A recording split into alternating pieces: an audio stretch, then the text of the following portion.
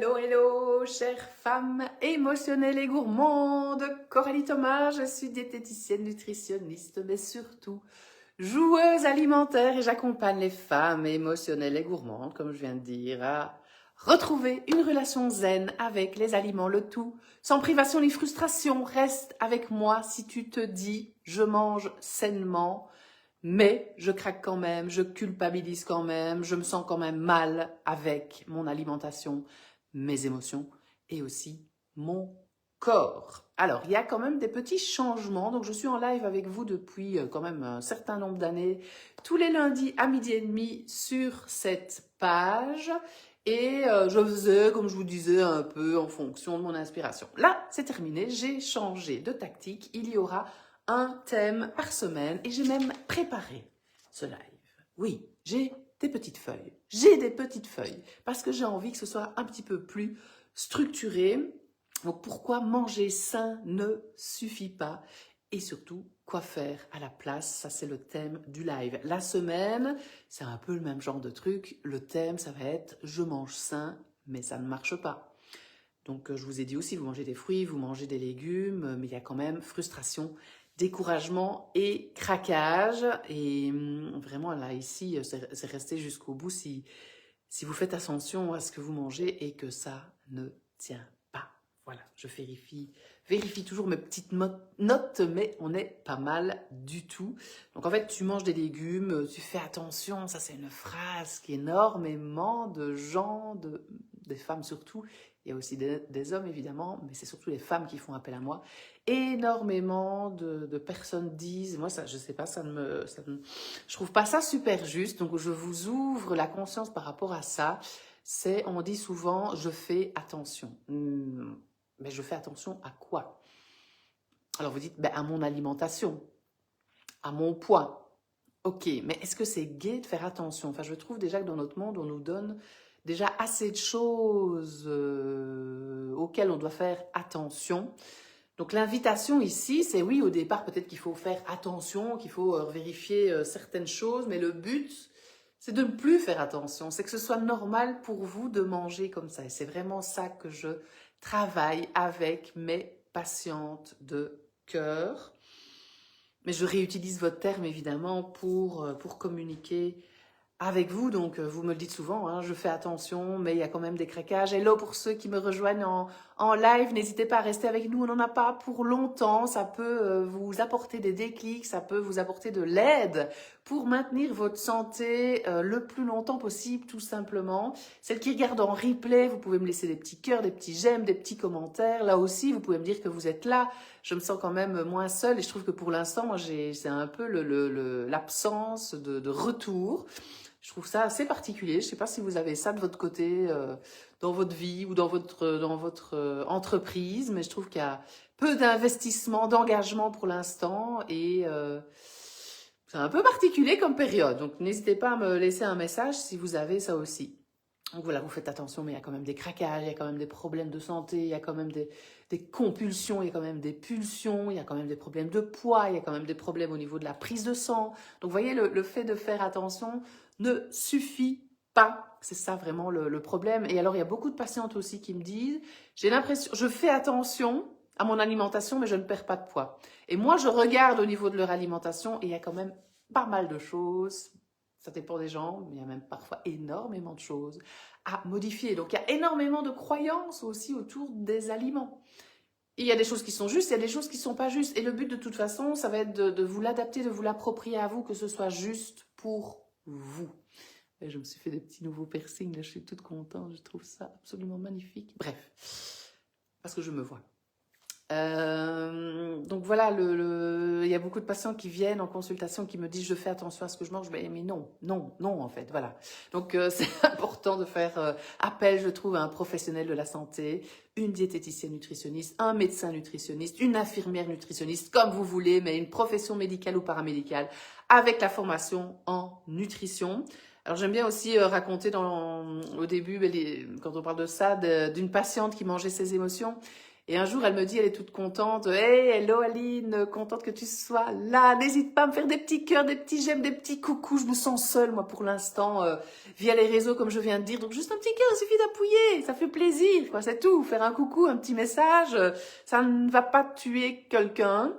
Et alors, cette patiente qui mangeait, et ça va me faire plaisir en plus, mais vous n'êtes pas obligé de me faire plaisir. Bref, faites-le si c'est juste pour vous, mais ce serait cool qu'il y ait un petit peu d'élan dans les participations quand vous me suivez en tous les cas. Alors, cette patiente, elle mangeait ses émotions, et alors elle me dit, elle est toute contente, que pour gérer ses émotions, elle a mangé 2 kilos de haricots. Hello Audrey, pareil, faites-moi des petits cœurs, des petits j'aime, des petits coucous. Donc elle a mangé 2 kilos de haricots et elle dit toute contente qu'elle a mangé des haricots pour gérer son stress, sa frustration, etc. Alors oui, ok, c'est des haricots, mais c'est pas parce que c'est des haricots qu'on peut en manger à volonté. C'est comme l'eau, c'est la même chose, ça va dilater le volume de votre estomac. Alors le volume de l'estomac, pour avoir la satiété, il faut que les aliments arrivent sur la paroi de l'estomac. Donc si l'estomac il est comme ça, ben, il y a besoin de beaucoup d'aliments pour avoir la sensation de satiété, donc se sentir repu, se sentir rempli et avoir assez avec la juste quantité. Merci pour les petits cœurs, ça y est, voilà que ça me remotive. Merci, merci, merci. Donc le but est de diminuer le volume de l'estomac pour ressentir la satiété avec moins en quantité, donc moins de calories et donc moins de poids si vous avez besoin de perdre du poids. Je vais m'arrêter là parce que je pourrais, le live normalement c'est 10 minutes, un quart d'heure. Alors, le deuxième truc, c'est que manger sainement, c'est différent de manger suffisamment et avec plaisir. Je répète, manger sainement est différent de manger suffisamment et avec plaisir. Vous pouvez encore vous le répéter. Vous pouvez encore vous le répéter. Encore une fois, je trouve qu'un professionnel de la santé vient vraiment vous aiguiller par rapport à ça. Alors, ben, le live quand même pour rester dans ce que je faisais avant, mais c'est un peu plus personnalisé et enfin un peu plus,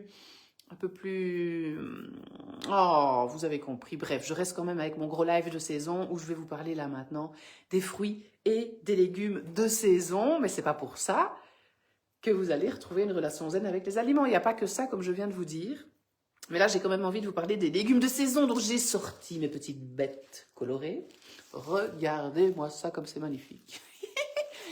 N'ayez pas peur pour ceux qui ne me connaissent pas, tout va bien, je vais bien. Et si ça ne vous plaît pas la manière dont je suis et dont je partage mes petites pépites, parce que pour moi c'est des petites pépites, mais il faut aller trouver quelqu'un d'autre. C'est vraiment, vraiment, vraiment super, super important. Donc les légumes de saison, c'est le but aussi de ce live. Je les rappelle, moi je prends mes légumes de saison.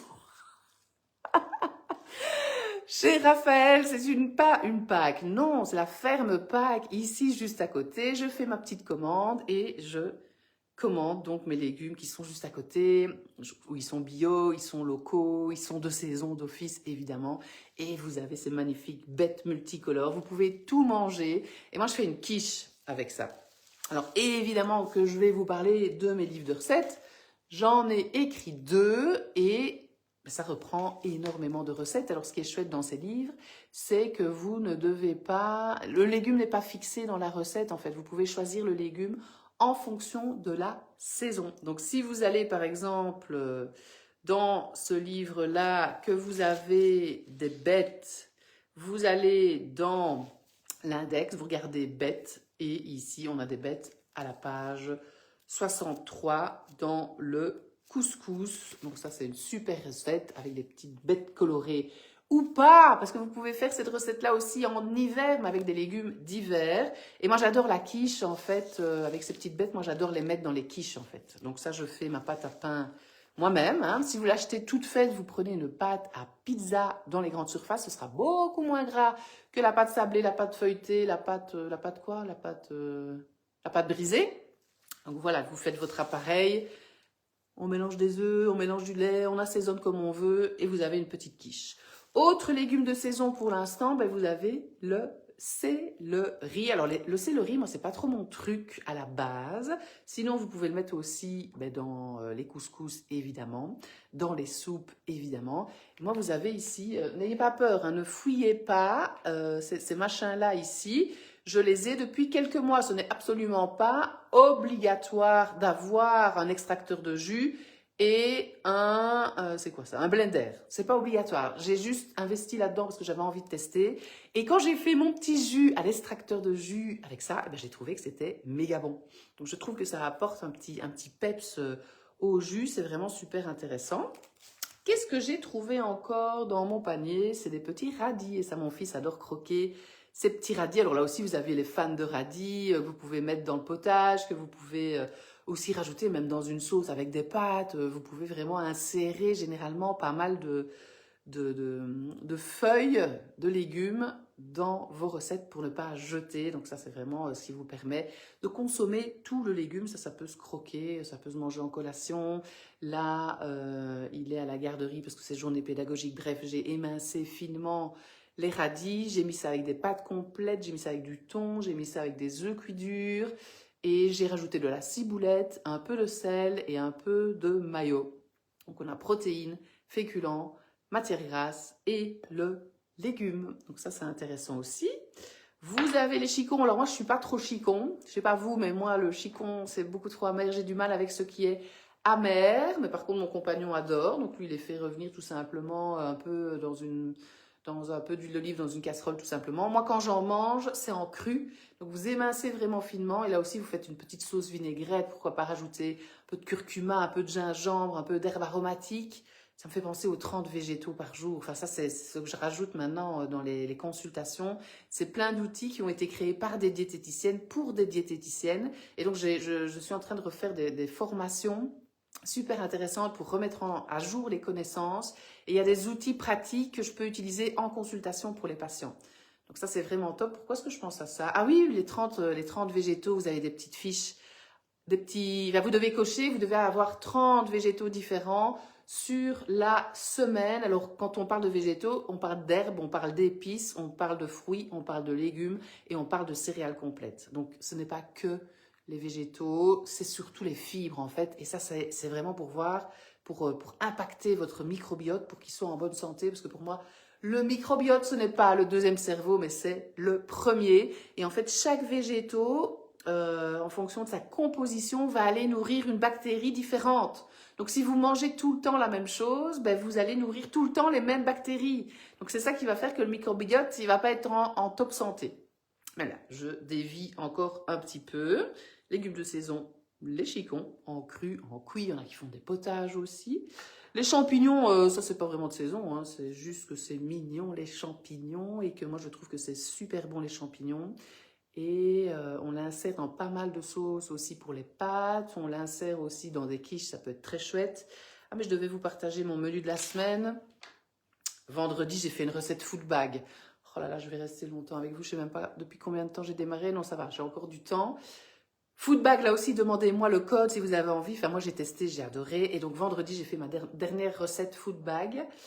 C'était dans mon menu, c'est ça que je veux vous dire. Donc, je regarde, moi, tous les jours, toute la semaine, combien de recettes il me faut. Vendredi, j'avais encore une recette food bag à faire, donc c'était vendredi. La quiche, ben, elle est dans mon menu aussi. Je ferai avec les bêtes. Il y a dans mon menu toujours une recette avec du poisson, évidemment, avec des pommes de terre et des légumes. Donc ça, je vous ai sorti les pommes de terre, le féculent le plus intéressant, 20 grammes de glucides pour 100 grammes. Les pâtes, le riz, on est à 70-75% de glucides. Donc c'est quand même différent. Il y a plus de fibres et de vitamines aussi là-dedans. Un peu le même délire pour le panais. Super intéressant, évidemment, d'avoir du panais, purée de panais. Ça, les enfants adorent aussi, et nous aussi. Vous cuisez panais et pommes de terre à la vapeur, vous écrasez, vous faites une petite purée. Évidemment, en faisant ça, vous allez augmenter l'index glycémique. Mais ça, c'est vraiment en consultation classique qu'on arrive à adapter à chacun. Tout le monde n'a pas un problème de glycémie ou d'hypoglycémie réactionnelle ou d'insulinorésistance ou